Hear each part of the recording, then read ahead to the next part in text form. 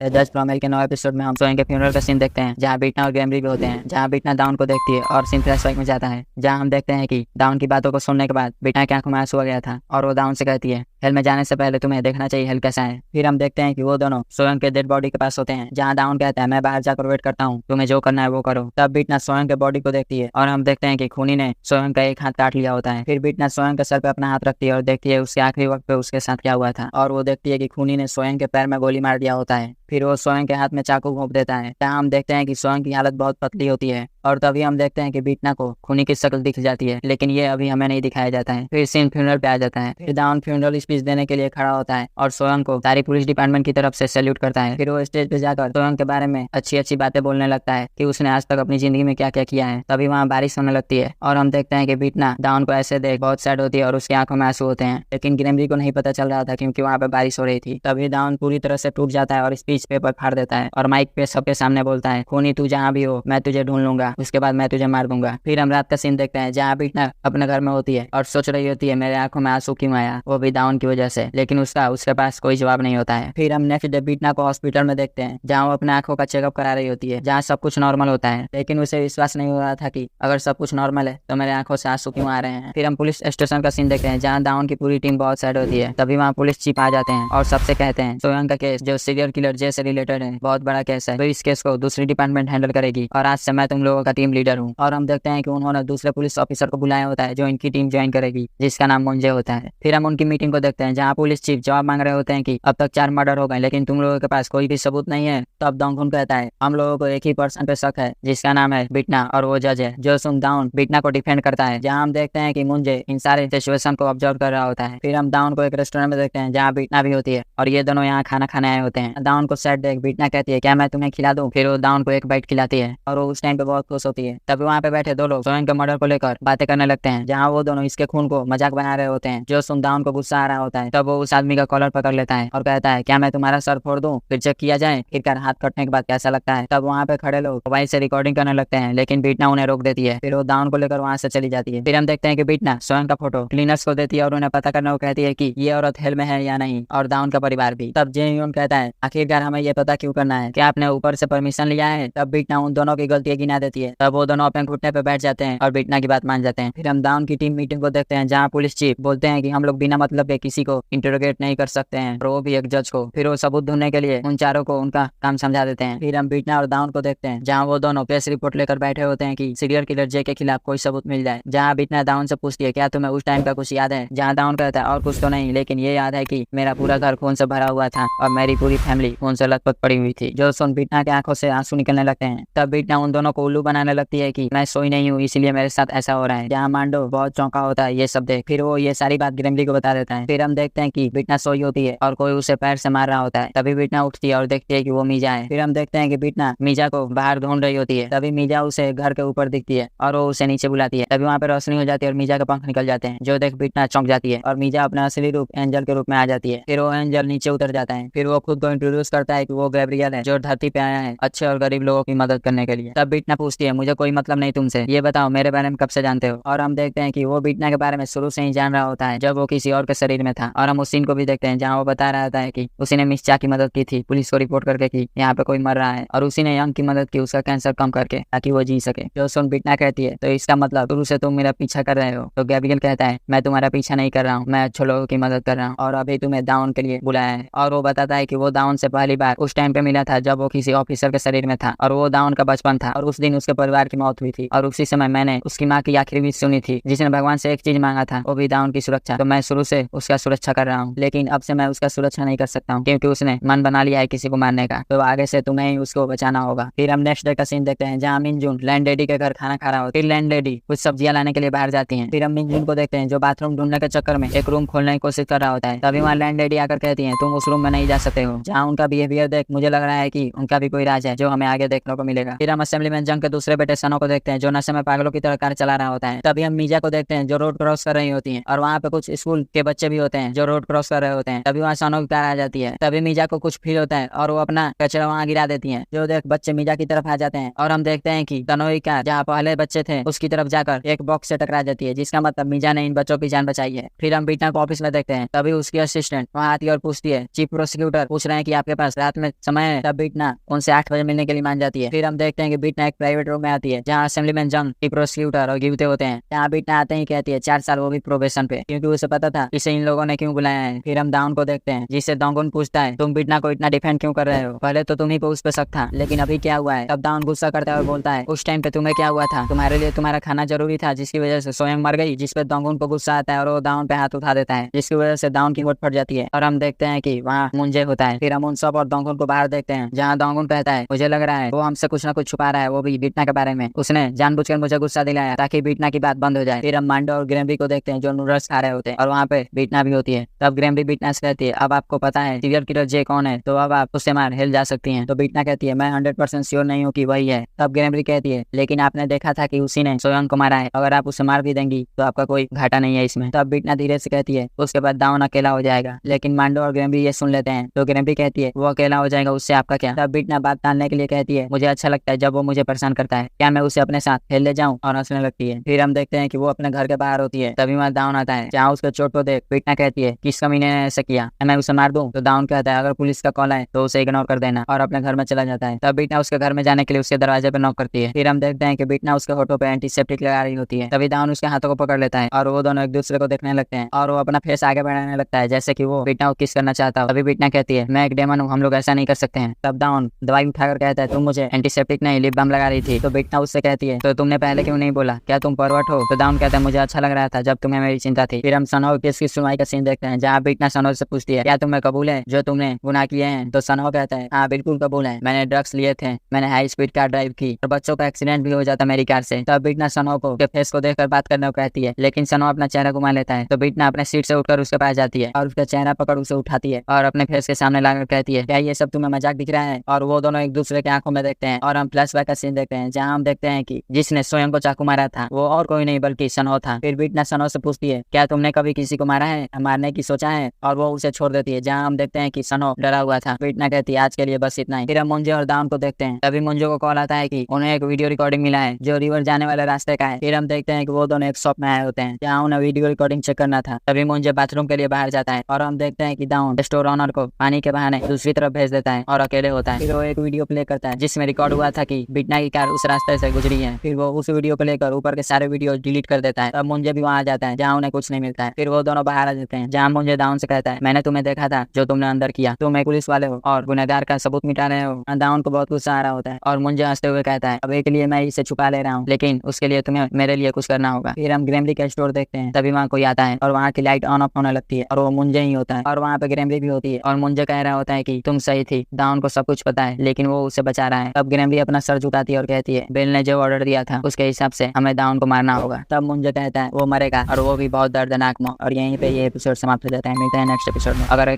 पसंद आए तो चैनल को सब्सक्राइब और वीडियो को लाइक करें। Thank you.